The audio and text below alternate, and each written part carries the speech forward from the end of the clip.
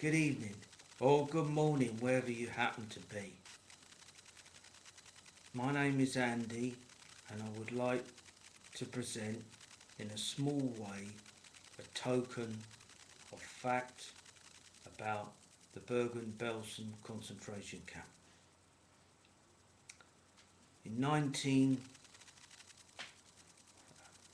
was around 1992, in Luton, I was given two photographs by a member of the Hertfordshire and Bedfordshire Regiment from a Mr. Eric Trott, who was in the Royal Medical Corps attached to this regiment. For those historians interested, I present this evidence as testimony and in honour of Mr. Eric Trott. Mr. Eric Trott was not a Jewish man, but he assisted doctors, and he told me this story that a series of tents, white in nature, was set up on the perimeter of the camp by the British Expeditionary Forces. Many of the survivors, as best they could, were put into this hospital area where operations were performed. And if you see the size of these kind of bottles, you can remember the sweet jar bottles, twice the size. They were filled up with mucus, and tubes of a glass nature similar to this were inserted down people's throats. We ask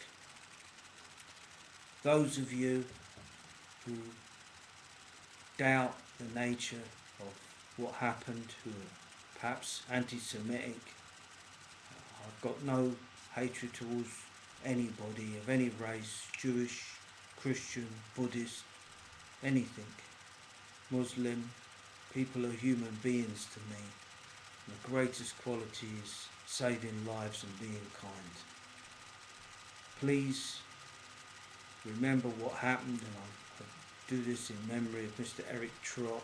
If anybody would like to contact the Wardown Park Museum, they're on Google.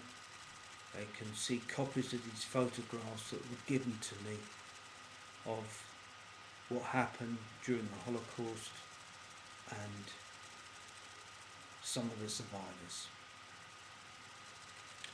I would like, just out of interest to those who wanted to know about pogroms, which was the butchery of Jews in Poland and Russia in the late 1800s, that here's a picture of my grandmother, Millie Cohen. You see her there. She arrived in Whitechapel round about the turn of the last century, and she came to live there. She was about 14 when she arrived. This is a copy of the book that she had to carry about in the Second World War rather, and she had to give a thumbprint at the police station there, and all kinds of people from another country who were given special permission to take shelter in various facilities had to carry this book.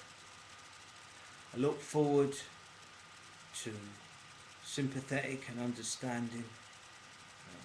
Nobody wants war or the suffering of war, and I dedicate this YouTube in memory of Mr. Eric Trott, who was a kind and gentle man, a Luton supporter, and that's the end of my story. I've tried for many years to find an advertisement for this arena, and I look forward to hearing useful copies in that area. Thank you. Please don't send me any hate mail. I'm not interested in that. My job is just to inform and to tell you what went on was a true story. If any school would like to contact me, any teacher rather from that school or organisation, be happy to contact them. Thank you, and if you'd like to contact Wardown Park Museum, feel free to. They're in Luton, you can easily Google them. Thank you, and good night.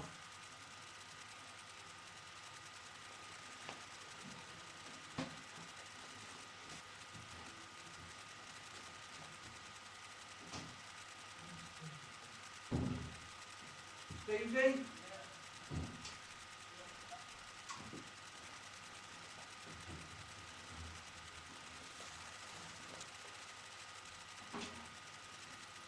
It's gone way over.